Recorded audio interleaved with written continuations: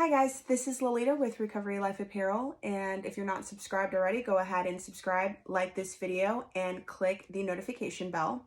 So I'm going to attempt to give you guys my entire life story, but I'm going to do a pretty condensed version for you, kind of tell you what happened, my journey to being on drugs, and then a little bit of where I am now, but I think we're going to save like the exactly where we are now for another video. So I am 33 years old and I'm a recovering drug addict. My drugs of choice were methamphetamine. I was also a IV drug user as well. So I did have a pretty long stint there with opiate abuse too. And then of course Xanax and everything like that. I come from a long history of drug addiction and mental illness. So mental illness like depression, anxiety. My grandmother's parents also committed suicide too. And I say that because before my disease manifested into like really heavy drug addiction, I really struggled with a lot of self-harm and a lot of really deep depression in my adolescent years. You know, my mom is an addict, my dad is an addict. They're both active addicts, and well, my dad's an alcoholic, really. You know, but my mom's addiction didn't really spiral out of control until I was about 9 years old. So my life up until 9, I thought was pretty normal.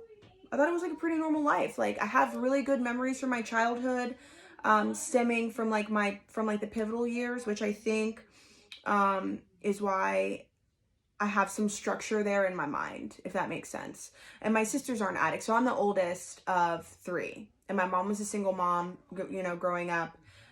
She had a boyfriend.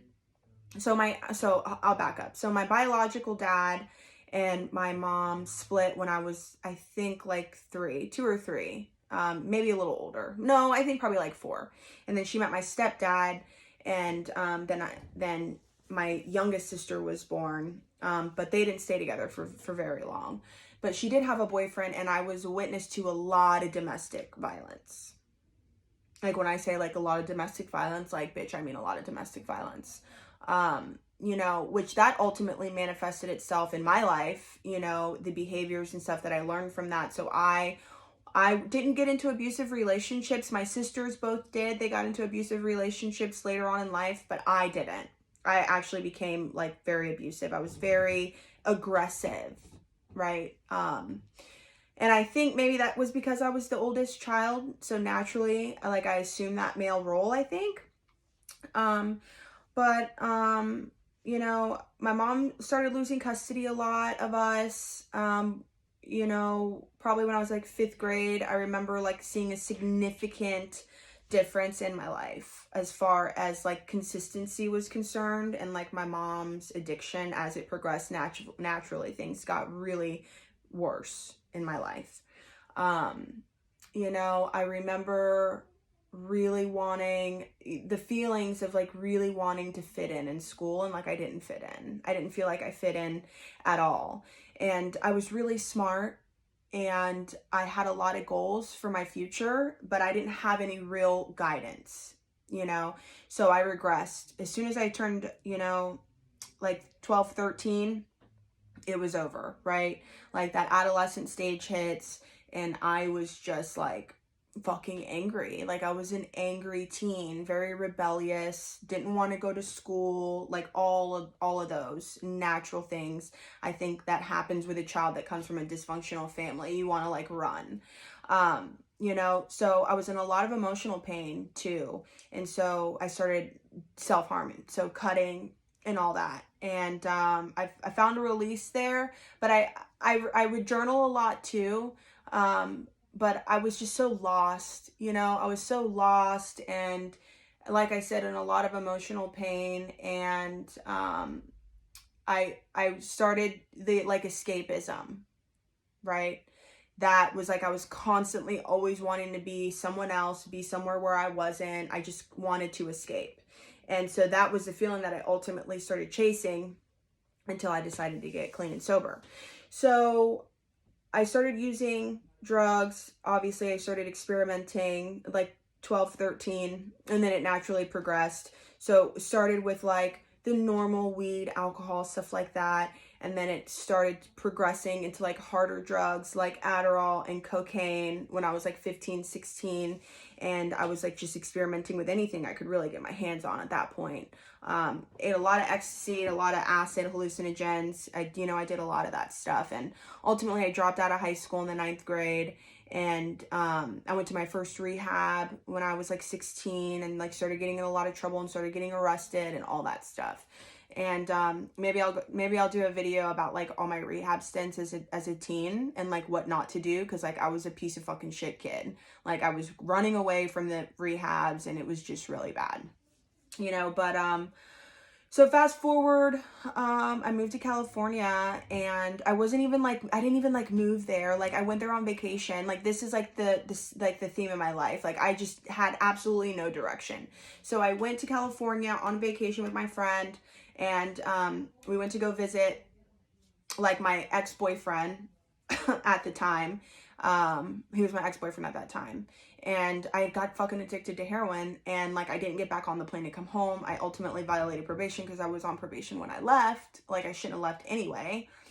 Just didn't care, right? So like that's the behavior. Like I just did not care about consequences. I just did not care about anything but trying to feel different or trying to put myself in a different like zone. So I got addicted to heroin, and I stayed out in California for a while, for like 8 months or something. And then I called my mom and was like, look, I'm fucking addicted to heroin. Like I cannot do this. Like it scared me, right? Because I had done drugs and I was doing drugs, and but nothing to like that extent. Like heroin is like you cross the line at that point, and I didn't know what to do. I knew it was an issue, but like I was like, I'm not really like wanting to stop the lifestyle, but like I know that this isn't good. So I came back to Florida and like started doing the detox, in and out of detox. I was not in any way, shape, or form ready to like stop using. Not at all at that point. I was like 20, and so fast forward, I got pregnant with my first son, and that's when I knew that's when I knew that I had a problem. That's when I knew that like, okay, I should be able to stop, because like now I'm pregnant and I couldn't. Right. And so I got into a waiting list for rehab and went into treatment right after he was delivered. And that was the first of 9 treatment centers that I had completed successfully. And I said, okay, I knew that I needed to change my life, but I still wasn't completely ready to like let go of like the lifestyle. So I thought, okay, like I can drink on the weekends maybe. I wasn't fully convinced, right? So I got to about 10 or 11 months clean, and then I started that cycle again. And then so for me, I'm the type of addict, once I put something in my body, like bitch, it's over. Like I cannot drink, and I cannot do anything recreationally. I cannot do anything at all. For me to have a successful life, I have to remain completely abstinent. And that's a lesson that I had to learn. Okay. That's a real lesson that I had to learn, that took me fucking my entire life up until this point, until 4 years ago, to really learn that. So, I used for another couple years, and then I ended up getting pregnant again with my second son. And so that's when I said, okay, like, my life has started progressively getting worse. It was already worse than it was the 2 years prior, and I'm pregnant again with my other son. So I said, I'm gonna fucking get clean. So I got clean. So I got clean when I was probably 6 months pregnant with him, and we were actually gonna give him up for adoption. That's the crazy thing, how life is so insane. All right, so let me just kind of back up a little bit because it's gonna get confusing. So Asen is my oldest son, and he has a different dad than Oliver. Okay, so Kyle was his name. So I say that because he passed away. He died of an OD, so I'm going to get to that in a few minutes. So Asen's dad's name is Kyle. Oliver's dad's name is Don. So Don and I were together and got clean, right? And we did life really well. We did the clean thing really well. We got jobs. We were successful. I was heavily involved in my 12-step program. and I was sponsoring women. I was doing H&I, which H&I is hospitals and institutions, which is where Narcotics Anonymous will bring meetings into rehab facilities, jails, etc., etc. And somewhere in my mind, I wanted to be so normal and thought I could drink. So 2.5 years, we stayed clean. And yeah, man, it was, unless you've experienced having any sort of recovery or clean time and then you go out and relapse, like it's just like a feeling I can't really explain, because you know that you shouldn't be doing it, but you convince yourself that it's going to be okay. And this wasn't like a split decision. You know what I'm saying? Like, this wasn't just like a split decision, like, oh, I want to fucking drink, I'm going to just drink. No. It did not. No, it was months and months of convincing myself that it was going to be okay, that I was going to be okay, that I wasn't going to go back to my old lifestyle. I had, conversed this idea with many people, but not the right people, right? So there's that. So there's like the ownership and the accountability in that, because I knew if I brought like this opinion that I like wanted to do this to people that were going to hold me accountable through to the end, that they would have talked me out of it, and I didn't want to be talked out of it. But in my mind, in the sickness, I said, okay, I had absolutely no desire to use narcotics, had absolutely no desire to go back to that lifestyle. I literally, truly, really believed, and I don't even know if I just like believed it. You know what I'm saying? Like, this is what I wanted. I didn't have it. It was no longer conducive. Doing heavy drugs was no longer conducive to the path that my life was taking. I have 2 beautiful children. They're thriving. My life is thriving. And I just wanted the option to have a normal, social, casual drink with my coworkers, with my other friends that were not in recovery. And, I just wanted to have that option. And like, bitch, let me just tell you, like, no, for me, that is not ever, will never be an option. And I had to accept that. And I think that was like the key. And I think that's what a lot of people struggle with, is they do not accept that they can't ever have that option. And so then that's where that anxiety comes from. That's where like that missing piece is, because what is accompanied by acceptance is peace. When you accept a situation for exactly what it is and know that that is just right for your life, then there's a peace that comes with that. So I didn't have any peace there. And it was fucking bad, y'all. Like, it literally, this is what it went like. I was not a felon yet. I had never had any DCF involvement in my life. No shit like that. I mean, aside from like my mom losing custody, but like not for me personally with my children. So, I decided to drink. The people in my life knew that was a bad idea before I even realized it was a bad idea. So my kids were immediately taken from me. So my oldest son, Asen, went to live with my aunt, which is my mother's sister, who she has like 13 years in recovery. And then our youngest son, Oliver, went to go live with Don's mom and dad, his grandparents, which he's still there today. So 2 years went by, DCF got called. I was so fucked up. So the alcohol went from 0 to 100 real quick. So I lost my house. got a car repoed, got another car, totaled that bitch, fucking plummeted my credit. I couldn't hold a job, got arrested in Florida, got felonies in Florida, took my ass to Vegas, got arrested in Vegas. It was a whole fucking shit show in Vegas. I got DCF involved. I was so fucked up in the game that I could not make any court dates or anything like that. So they ended up closing that case.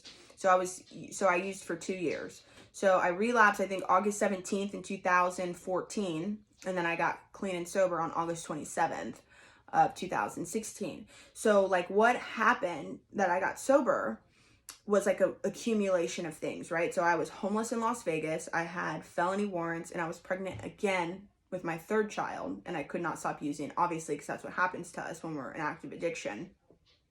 And then my oldest son's father, Kyle, he died of an overdose.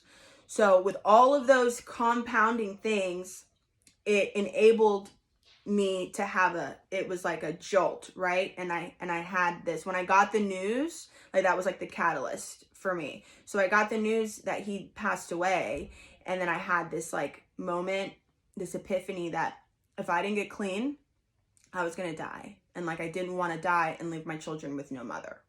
Right. And then my oldest son with no parents at all. Right. So I fucking got sober. I took my ass on a Greyhound bus back to Florida. And I ended up going to jail when I was already here for a few months, because you fucking have warrants, but you go to jail.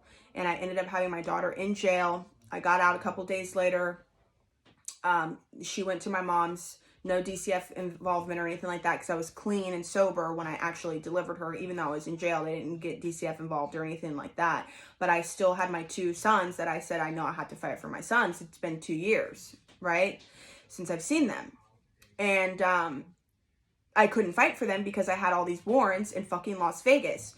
So that took me about 18 months, almost 2 years, to like get that whole thing settled. I ended up going to Las Vegas. They almost put me in prison. That's a whole nother video. I didn't go to prison because God is good. And when you do the right thing, miracles happen in your life. I'm going to just say that. So I hope that didn't cut me off because my low power mode just happened. But anyways, I'm going to wrap up here. So, yeah. So I got clean and sober. And, you know, what does my life look like today? I'm no longer homeless. I'm still a felon. You know what I'm saying? But like, it doesn't hold me back. You know, I don't hold myself back. I always look for opportunity. I always look for resources. I always look for a way to strive and be better and do better. You know, we petitioned the courts to open the case. They reopened the case. I got my oldest son back. My youngest son I'm still fighting for, because here's the deal with that. Like, his grandparents were completely like, we don't trust you guys. And they fucking fought us tooth and nail. So the judge didn't end up giving Oliver back. And we just appealed that. You know what I'm saying? But, we've made a lot of progress with his grandparents, you know, and so we've been reintroduced into his life. And so we're just focusing on mending that relationship, and whatever's going to happen with that is whatever's going to happen with that. You know what I mean? But we're here, and we're here to be a presence in his life, you know? And then I ended up having a child in recovery. So that was a really great experience. I got to have a child from, you know, and it's just like crazy to even think that like that would be a gift, right? But it is. You know, and so we had Theodore, and my life today is just filled with so much happiness and love and just peace. You know, I think that's the biggest gift that recovery has given me, is the ability to, because that's what you're searching for.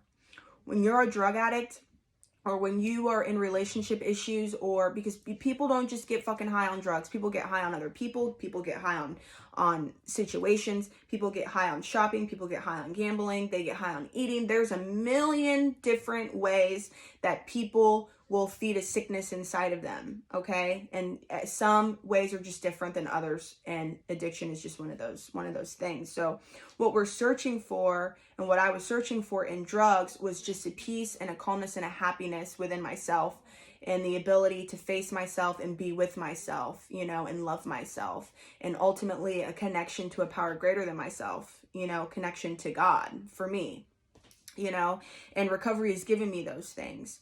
And I love myself today, and I believe in myself today, and I have hope for my future today. And I have a love and an understanding, you know, of the way things are in life. And guess what? I don't have to get high over anything.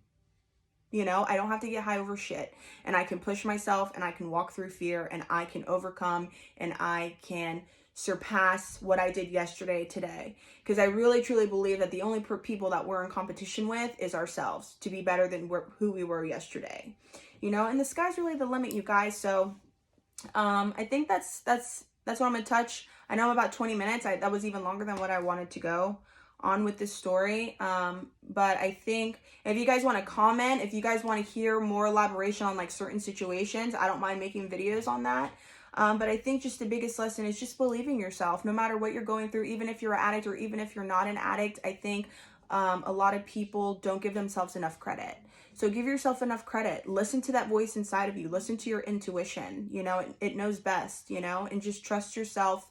And nothing worth having comes easy. And nothing, no change is going to happen as long as you're in comfort. So if you have the courage to walk through the uncomfortability, I promise you, the things beyond your wildest dreams are on the other side of that uncomfortability. You just have to get there, and you have to fucking walk your ass through it. So I love you guys. Bear with us. We don't have an intro or outro yet. I'm working on that, but I just wanted to get some content up for you guys. And yeah, any feedback, we'll respond to you guys in the comments. Just let us know. All right, bye.